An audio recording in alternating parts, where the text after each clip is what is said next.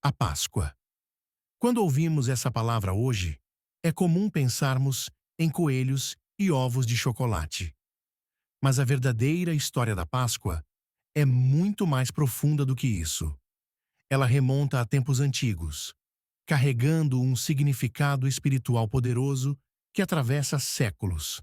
Para entendermos a origem e o verdadeiro sentido da Páscoa na Bíblia, precisamos voltar no tempo, até o Egito, onde um povo clamava por libertação.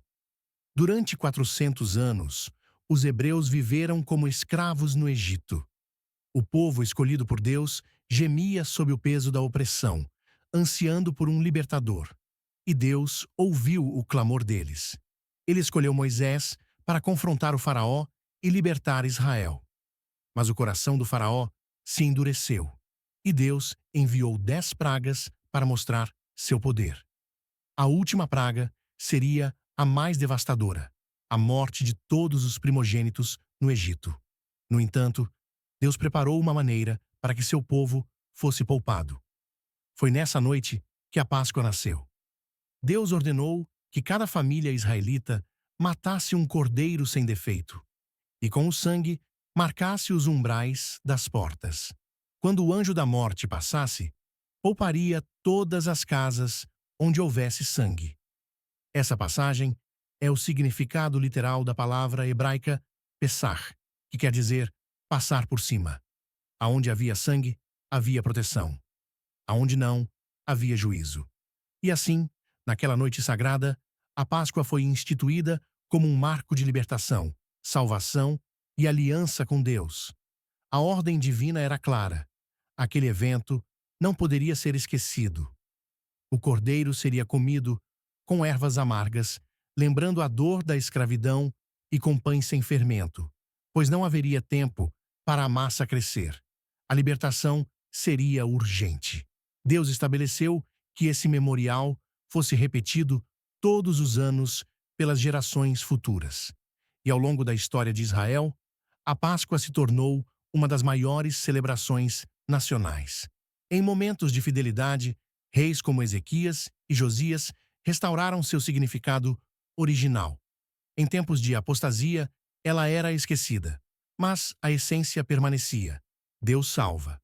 Séculos depois, um novo capítulo dessa história seria escrito.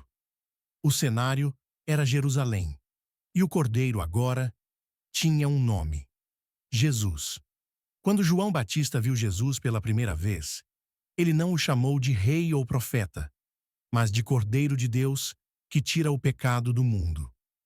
Isso não era apenas uma metáfora, era uma declaração sobre a missão de Cristo. Ele não veio apenas ensinar ou curar, ele veio para morrer. Na véspera de sua crucificação, Jesus celebrou a Páscoa com seus discípulos. Mas naquele jantar, ele fez algo novo.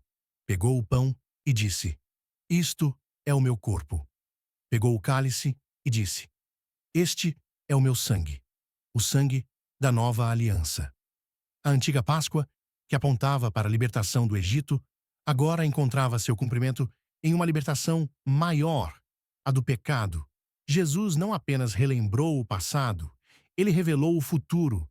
Naquela mesma noite, ele foi traído, preso, julgado injustamente e crucificado. E enquanto cordeiros eram sacrificados no templo, o verdadeiro cordeiro era erguido numa cruz.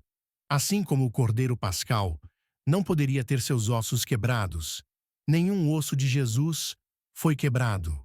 Assim como o sangue do cordeiro marcava as portas dos hebreus, o sangue de Cristo marcava a porta dos nossos corações. A cruz se tornou o novo portal de salvação. Paulo, em sua carta aos Coríntios, afirma: "Cristo, nossa Páscoa, foi sacrificado por nós." Essa frase carrega o peso de toda a história. O que antes era sombra, agora é realidade. A antiga celebração foi consumada na cruz. E é por isso que hoje, ao invés de sacrificar um cordeiro, partilhamos o pão e o cálice em memória de Jesus. A ceia do Senhor é a nova Páscoa, um memorial que celebra a redenção definitiva e que também aponta para o futuro. a promessa do retorno de Cristo. Mas em meio a tanto significado, a cultura popular transformou a Páscoa em algo bem diferente. Ovos, coelhos, caça aos chocolates, elementos com raízes pagãs e motivações comerciais ganharam espaço. Porém, a verdadeira Páscoa cristã é sobre sangue, mas também sobre vida. É sobre morte, mas também sobre ressurreição. É sobre juízo, mas também sobre misericórdia. Celebrar a Páscoa é reconhecer que, por meio do sacrifício de Cristo, fomos libertos da escravidão do pecado, que a morte não tem mais domínio, que fomos comprados por um alto preço, que onde havia condenação, agora há graça. E todas as vezes que participamos da ceia, repetimos essa verdade. Anunciamos a morte do Senhor até que ele venha. A ceia é o eco da Páscoa original.